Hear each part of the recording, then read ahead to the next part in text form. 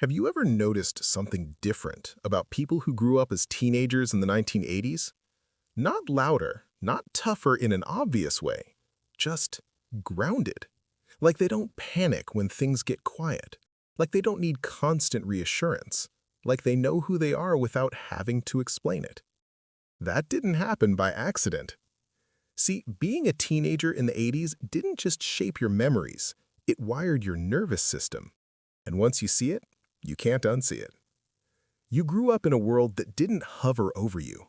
No GPS, no read receipts, no one checking if you made it home safe every 20 minutes. You left the house and your parents just said, "Be back before dark." And somehow, you figured it out. That freedom wasn't just fun. It taught your brain something powerful early on.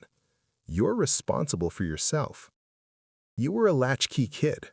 You came home to an empty house. You made your own snack. You figured out your own boredom. Nobody rushed in to entertain you. And boredom back then wasn't a crisis. It was normal. You stared at the ceiling. You laid on the floor listening to the same cassette on repeat. You flipped channels until nothing was on and just sat there.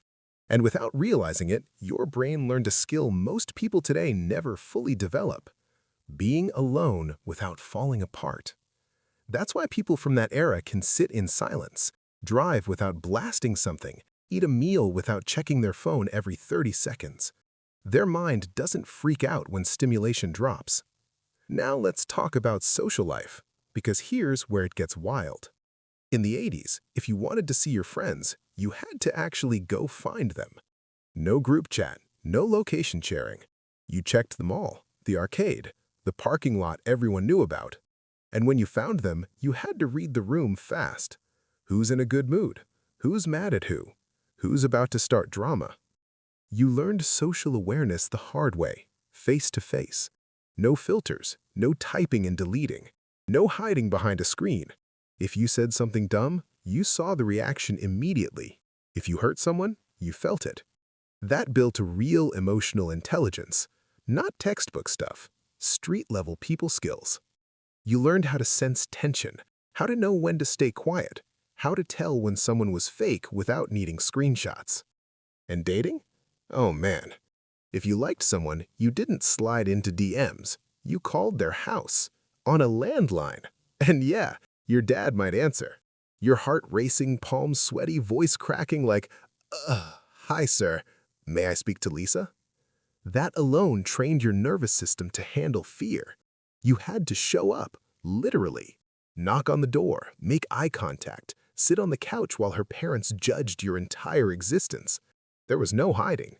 And when heartbreak hit, real heartbreak, you couldn't post about it. You couldn't stalk their profile. You couldn't refresh for validation. You just felt it. Alone in your room, music blasting, thinking you were never going to recover. And then, eventually, you did. That's emotional resilience. Not avoiding pain, learning you can survive it. People who grew up in the 80s learned early that emotions don't kill you. They pass. And that lesson sticks for life. Now let's talk about work, because yeah, you probably had a job. Not for experience, not for a resume, for money, real money. If you wanted something, you earned it. Walkman, concert tickets, gas money. No one Venmo'd you. And that hardwired a belief most people today struggle with: I can create outcomes. When something went wrong, you didn't immediately look for someone to fix it. You figured it out. That's why this generation handles stress differently. They don't collapse under pressure. They problem solve. And here's a big one people don't talk about enough: privacy. You grew up without an audience. Your awkward phase wasn't documented. Your bad haircut didn't live forever online. Your mistakes faded with time.